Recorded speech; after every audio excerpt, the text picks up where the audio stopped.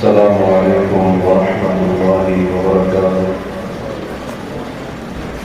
الحمدللہ والصلاة والسلام علی رسول اللہ وعلی آلہ وصحبہ ومن بہدیہ اہتدی اما بعد۔ 27واں پارہ قال فما خطبکم، اس کے پہلے صفحے پر اللہ تعالیٰ نے ایک حکم دیا، ففروا الی اللہ، کہ اللہ کی طرف بھاگو، اللہ کی طرف دوڑو۔ اللہ کی طرف دوڑنے کا کیا مطلب ہے؟ اس کا مطلب یہ ہے کہ اللہ کی معرفت اور اللہ کی پہچان کی طرف دوڑو۔ اس کا ایک مطلب یہ بھی ہے کہ اللہ کی اطاعت کی طرف دوڑو، جلدی کرو۔ ایک اس کا معنی یہ بھی ہے کہ اللہ کے حکم پر عمل کرنے میں سبقت کرو، پہل کرو۔ اسی طرح سے اس میں یہ مفہوم بھی شامل ہے کہ اللہ سے ڈرنے میں اور اللہ تعالیٰ کا خوف اختیار کرنے میں تم جلدی کرو، پہل اور سبقت کرو۔ ایک بڑی عجیب بات ہے، وہ یہ کہ عموماً ایسے ہوتا ہے کہ جب انسان کسی چیز سے ڈرتا ہے تو اس سے دور بھاگتا ہے، لیکن اللہ تعالیٰ سے جب انسان ڈرتا ہے تو اللہ کے قریب ہونے کی کوشش کرتا ہے، اللہ سے دور نہیں ہوتا ہے، اللہ رب العالمین کا قرب تلاش کرتا ہے، قریب سے قریب تر ہونے کی وہ تگو کرتا ہے۔ سورہ ذاریات کے آخر میں اللہ رب العالمین نے ہمیں ہماری زندگی کا حقیقی مقصد ان الفاظ میں بتایا، وَمَا خَلَقْتُ الْجِنَّ وَالْإِنسَ إِلَّا لِيَعْبُدُونَ، میں نے جنوں اور انسانوں کو صرف اور صرف اپنی عبادت اور بندگی کے لیے پیدا کیا ہے۔ ہمارے دنیا میں آنے کا اور ہمیں دنیا میں یہ جو زندگی ملی ہے اور دنیا کی جو نعمتیں ملی ہیں، یہ سب کچھ عطا کیے جانے کا یہی مقصد ہے کہ ہم اپنے خالق اور مالک کی عبادت اور بندگی کریں۔ یہ ہماری زندگی کا بنیادی مقصد ہے۔ اس مقصد کو پہچاننا بھی چاہیے اور اس کو پورا بھی کرنا چاہیے، اور ہماری زندگی میں ہماری سب سے زیادہ محنت اور کوشش زندگی کے اسی بنیادی مقصد کو مکمل اور پورا کرنے کے لیے ہونی چاہیے۔ اس کے برعکس اگر ہم لوگ اس مقصد زندگی کو بھول جائیں گے اور کسی اور چیز کو اپنا مقصد بنا لیں گے، دنیا کو مقصد بنا لیں گے، خواہشات کی تکمیل، ان کے پیچھے بھاگنا، یہ ہم اپنی زندگی کا مقصد بنا لیں گے، اس کے علاوہ تو اور اپنا ہدف اور مقصد دنیا کی زندگی سے کے بارے میں ہم مقرر کر لیں گے، تو پھر ہمیں یاد رکھنا چاہیے کہ اللہ رب العالمین ہمیں دنیا کے اندر بھی اطمینان اور سکون عطا نہیں فرمائے گا، اور پھر انسان اپنی آخرت وہ ویسے ضائع کر بیٹھے گا اپنی زندگی کے اساسی اور بنیادی مقصد کو نظر انداز کرنے کی وجہ سے۔ آج ہماری زندگی کے اندر بہت ساری جو پریشانیاں ہیں، عموماً جو مسائل ہیں اور اسی طرح سے دیگر جو مصیبتیں اور تکلیفیں ہیں زندگی کے، جو ایک سے بڑھ کر ایک مسائل ہیں جنہوں نے ہمارا گھیرا کیا ہوا ہے، ان کے پیچھے بنیادی وجہ یہی ہے کہ ہم اپنی زندگی کا حقیقی مقصد نہ جانتے ہیں اور نہ ہی اس کو پورا کرنے کے لیے ہم کوشش اور محنت کرتے ہیں۔ اس کے بعد سورۃ الطور کے اندر اللہ تبارک و تعالیٰ نے ایک نظریہ جو آج کا نظریہ نہیں ہے، بہت پہلے کا نظریہ ہے، نظریہ یہ کہ بعض لوگ ایسے ہوتے ہیں جو یہ کہتے ہیں کہ کائنات کا کوئی بنانے والا نہیں، کائنات کا کوئی خالق نہیں ہے۔ وہ کہتے ہیں ہم کسی خدا کے بنانے والے کے وجود کے قائل نہیں ہیں، اس کو نہیں مانتے ہیں۔ اللہ رب العالمین نے اپنی کتاب کی صرف ایک آیت کے 2 جملوں کے اندر اس نظریے اور اس عقیدے کی جڑوں کو کاٹ کر رکھ دیا ہے۔ فرمایا ام خلقوا من غیر شیء، ان سے پہلا سوال یہ ہے اس قسم کا نظریہ رکھنے والے کیا یہ کسی چیز کے بغیر پیدا ہو گئے؟ اور ایسا ممکن نہیں ہے۔ دوسرا سوال، ام هم الخالقون، یا کیا وہ پیدا کرنے والے ہیں؟ تو دونوں باتیں ناممکن ہیں۔ انسان وہ کائنات کا خالق ہو یہ بھی ناممکن ہے، بغیر کسی چیز کے خود بخود پیدا ہو جائے یہ بھی ناممکن ہے، کیونکہ کوئی بھی انسان وہ کتنا زیادہ یعنی اس نظریے کا حامل کیوں نہ ہو، وہ اپنی تخلیق اور اپنی تخلیق کے جو مراحل ہیں اور اس کا جو طریقہ کار ہے اس کا انکار نہیں کر سکتا ہے۔ تو اللہ تعالیٰ نے ان دو جملوں کے اندر اس باطل نظریے کو باطل ثابت کر دیا ہے، جس سے پتہ چلتا ہے کہ قرآن مجید اس کے اندر کس قدر زیادہ فصاحت اور بلاغت موجود ہے۔ اس قسم کے جو نظریات ہیں، عقائد ہیں، آج بعض لوگ فیشن سمجھ کر ان کو اختیار کرنا شروع کر دیتے ہیں۔ لوگوں کو دیکھا، کچھ لوگ کہہ رہے ہیں جی ہم خدا کے وجود کے قائل نہیں ہیں، ہم اس بات کے قائل نہیں ہیں کہ کائنات کو بنانے والا ہے۔ لوگوں کی دیکھا دیکھی انہوں نے یہ عقیدہ اختیار کر لیا اور اسی طرح سے اس قسم کی باتیں کرنی شروع کر دی، حالانکہ ان کو اس قسم کے عقیدے کا اور اس کی خطرناکی کا پتہ ہی نہیں ہوتا ہے۔ اور جو انسان اس طرح کی باتیں کرتا ہے اور وہ کہتا ہے میں کائنات کے بنانے والے کے وجود کا قائل نہیں ہوں، وہ انسان متکبر ہے، کیونکہ اندر ہی اندر اس کی فطرت اس کو یہ آواز دیتی ہے، اور اسی طرح سے اس کا ضمیر، اس کی روح اور اس کا باطن اس کو اس کے اوپر ملامت کرتے ہیں، اس کے اس باطل نظریے کے اوپر اس کو ٹوکتے ہیں، لیکن وہ اپنی روح کی فطرت کی آواز کو دبا کر اپنے تکبر اور سرکشی کو غالب کرتے ہوئے اس قسم کی حقیقت جو ایک سب سے بڑی حقیقت ہے اس کا وہ انکار کر بیٹھتا ہے۔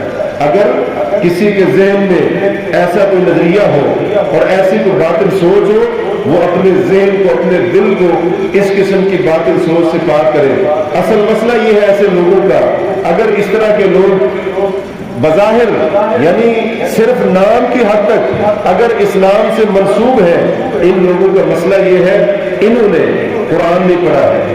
قرآن پڑھے، قرآن آپ کو بتائے گا آسمان کس نے بنائے، زمین کی تخلیق کس نے کی، اور انسان کا خالق کون ہے، کائنات کے ذرے ذرے کا مالک اور اس کو پیدا کرنے والا کون ہے۔ قرآن مجید جو انسان صحیح معنوں میں پڑھ لے، اس کا عقیدہ بھی درست، اس کا نظریہ بھی صاف ستھرا، اور وہ اس بات کو ماننے کے اوپر مجبور ہو جائے گا کہ واقعتاً اس کائنات کا بنانے والا ہے، اس کا خالق ہے، اور قرآن مجید کے بارے میں بھی وہ اقرار کرے گا کہ یہ کتاب اسی خالق اور مالک اور کائنات کو بنانے والے کی طرف سے اتاری گئی ہے۔ اصل مسئلہ یہ ہے کہ لوگ پڑھتے نہیں ہیں، اللہ کی کتاب کی طرف آتے نہیں ہیں، اپنی سائنس اور اسی طرح سے اپنی تھیوری، اپنی لاجک، اپنا فلسفہ، اپنی منطق اور اسی طرح سے اپنے سائنسی علوم اور اسی طرح سے دیگر اس قسم کے دنیاوی علوم، ان کے اوپر ان کو اتنا فخر ہوتا ہے، تکبر ہوتا ہے، گھمنڈ ہوتا ہے کہ وہ اللہ کی کتاب کی طرف، علم وحی کی طرف وہ آنا نہیں چاہتے ہیں، کیونکہ ان کو معلوم ہوتا ہے کہ ہماری سائنس، ہماری تھیوری، ہمارے نظریات، ان سب کی عمارت اور بنیاد ہل جائے گی اگر ہم اللہ کی کتاب کو پڑھیں گے۔ اس لیے وہ تکبر کی بنا پر اس طرف نہیں آتے ہیں۔ اس کے بعد سورہ نجم ہے۔ سورہ نجم کے شروع میں اللہ تعالیٰ نے واقعہ معراج بیان فرمایا، نبی کریم علیہ الصلوۃ والسلام کے بارے میں فرمایا وما ينطق عن الهوى ان هو الا وحی یوحی، ہمارا پیغمبر خواہش نفس کی بنیاد پر بات نہیں کرتا ہے مگر وہ اللہ کی طرف سے وحی کی جاتی ہے۔ اس سے ایک بات تو یہ سمجھ آئی، نبی مکرم صلی اللہ علیہ وسلم وحی الہی کے آنے کے بغیر دین کے معاملے میں بات نہیں کرتے تھے۔ دوسری بات یہاں سے یہ ثابت ہوئی رسول اللہ کی حدیث اور سنت بھی وحی الہی ہے، یہ بھی وحی الہی ہے۔ تو جو انسان حدیث کا منکر ہے وہ دراصل وحی الہی کا منکر ہے، جو سنت کا انکار کرتا ہے وہ وحی الہی کے بہت بڑے حصے کا وہ انکاری ہے۔ سورہ نجم کے اندر ایک اصول بیان ہوا ہے وَأَن لَيْسَ لِلْإِنسَانِ إِلَّا مَا سَعَىٰ وَأَنَّ سَعْيَهُ سَوْفَ يُرَىٰ، انسان کے لیے وہی ہے جس کی اس نے کوشش اور محنت کی ہے۔ یہ اصول دنیاوی معاملات کے لیے بھی ہے، اخروی معاملات کے لیے بھی ہے۔ جو انسان محنت کرتا ہے اللہ تعالیٰ اس کی محنت کو ضائع نہیں کرتا ہے۔ تو اس لیے بندہ محنت کرنے سے نہ گھبرائے اور نہ ہی محنت کر کے مایوس ہو۔ اللہ تعالیٰ جلد نہیں تو کچھ تاخیر کے ساتھ اپنی حکمت کے تحت کچھ دیر سے کچھ انتظار کے بعد محنت کرنے والے کو اس کی محنت کا پھل اور اس کا بدلہ ضرور عطا فرمائے گا۔ اس لیے فرمایا فَأَنَّ سَعْيَهُ سَوْفَ يُرَىٰ، بے شک اس کی کوشش اور محنت ان قریب اس کو دکھا دی جائے گی۔ سورۃ القمر اللہ تعالیٰ نے مختلف قوموں کے واقعات بیان کیے، یہ آیت بار بار دہرائی گئی وَلَقَدْ يَسَّرْنَا الْقُرْآنَ لِلذِّكْرِ فَهَلْ مِن مُدَّكِرٍ، ہم نے قرآن کو سمجھنے، نصیحت حاصل کرنے، یاد کرنے کے لیے بڑے آسان بنا دیا ہے۔ کیا کوئی ہے اس کو یاد کرنے والا، سمجھنے والا اور اس سے نصیحت پکڑنے والا؟ قرآن تو کہتا ہے قرآن بڑا آسان ہے، لیکن لوگوں نے آج بڑی عجیب و غریب رکاوٹیں پیدا کر لی۔ کسی نے کہا 17 علوم کے اندر مہارت چاہیے، کسی نے کہا فلاں چیز کے اندر مہارت چاہیے۔ یہ اس قسم کی رکاوٹیں کھڑی کر کر کے اپنے آپ کو اللہ کی کتاب سے ایسا دور کیا، نہ کتاب اللہ سے نصیحت حاصل کرتے ہیں، نہ سمجھنے کی کوشش کرتے ہیں، اور نہ ہی اس کے مطابق عمل کر کے اپنی اصلاح کرنے کی کوشش کرتے ہیں۔ ان رکاوٹوں کو دور کرنے کی ضرورت ہے۔ کتاب اللہ کو اپنا رہبر، اپنا قائد، امام، رہنما بنانے کی ضرورت ہے۔ کتاب اللہ کے ساتھ علمی اور عملی دونوں قسم کا تعلق گہرا اور مضبوط کرنے کی اشد ضرورت ہے۔ سورۃ الرحمن میں اللہ تعالیٰ نے بہت ساری دنیاوی اور اخروی نعمتوں کا ذکر فرمایا ہے۔ ہر نعمت کا ذکر کرتے ہوئے فرمایا فَبِأَيِّ آلَاءِ رَبِّكُمَا تُكَذِّبَانِ، اے جن و انس تم اپنے رب کی کون کون سی نعمت کو جھٹلاؤ گے؟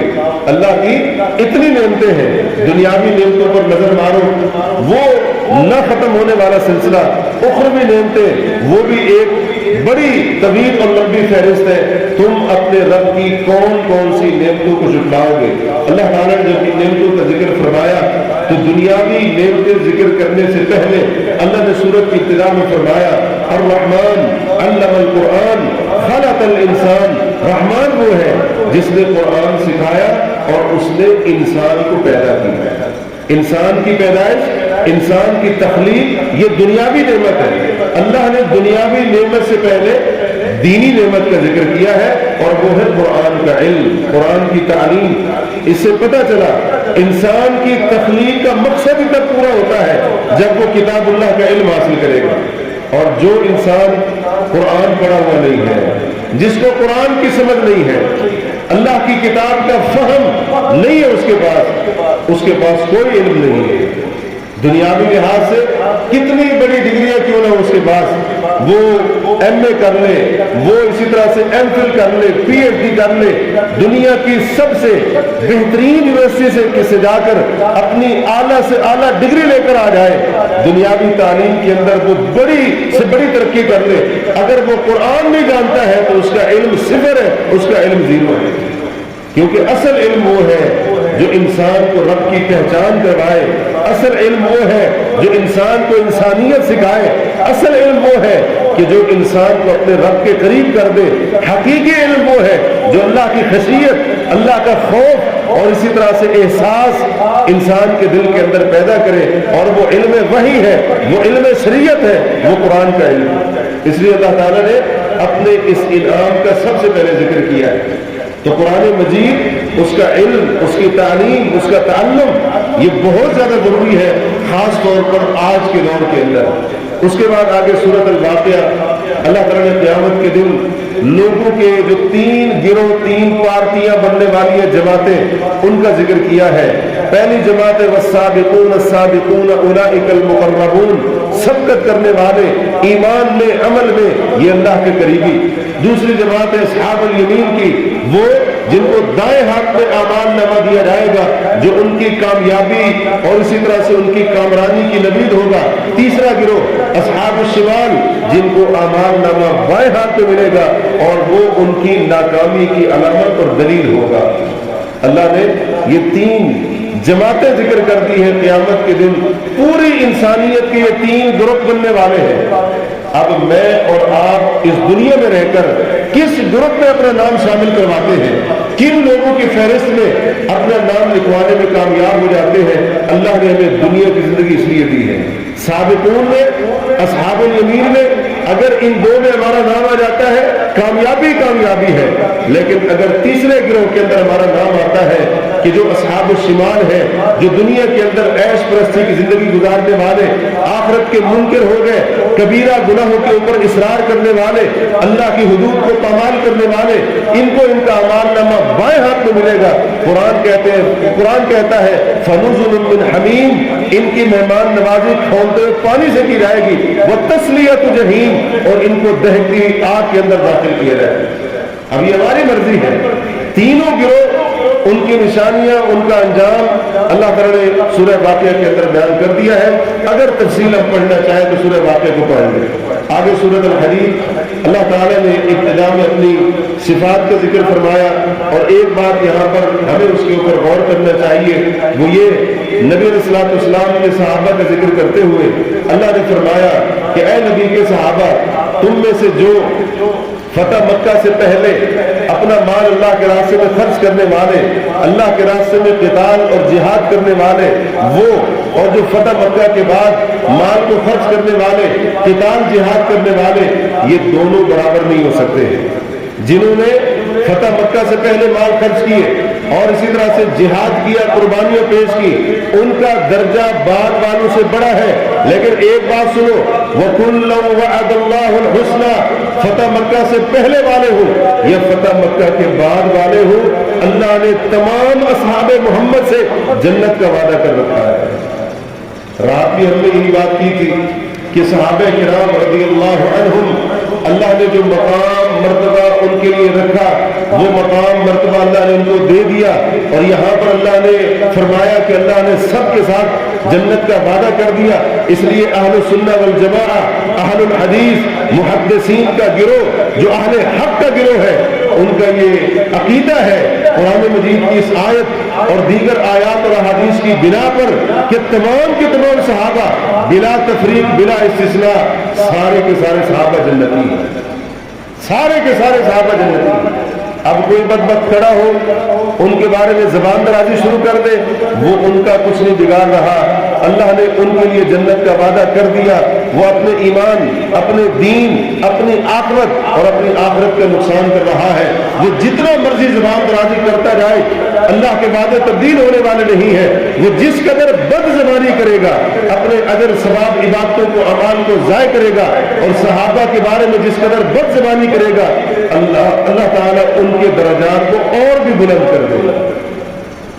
کرے جتنا مرضی کرنا ہے، زبان درازی کرے، الٹی سیدھی باتیں کرے ان کے بارے میں، ان کا تو کچھ نہیں جانے والا، ان کے درجے بلند ہوں گے۔